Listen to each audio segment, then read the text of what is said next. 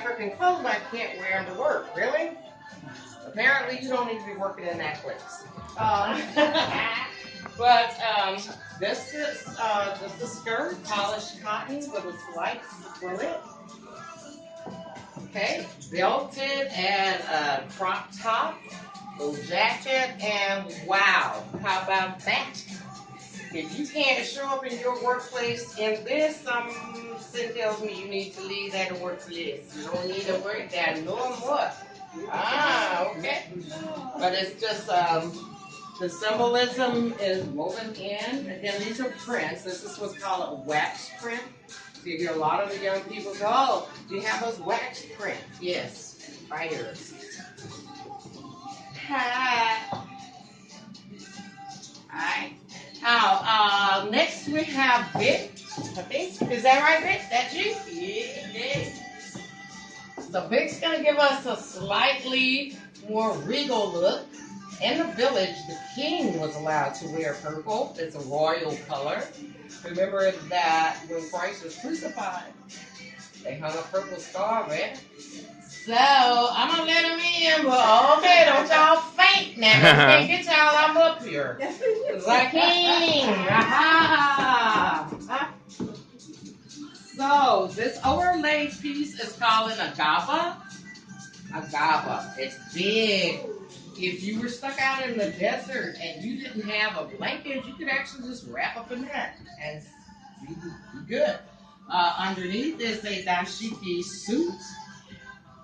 So there is the dashiki top, there's the pants that are matched, and yeah, our African ancestors love beauty. It wasn't enough to just come up with a beautiful fabric, so they embroidered it, and then they made it big and pretty, and this is also guinea brocade, so the pattern is actually woven into the fabric. You can see it. You can feel it. I have a friend who was born blind, and he said he could distinguish the various fabrics, African fabrics. He did a better job than most people just by touch. Because if you touch this, and then touch the skirt, and now touch Vic's agaba, the difference in the fabrics is readily apparent. All right, Vic, I want that like full. Oh, he's also got an African cane. You never know. You're walking, your leg may give out.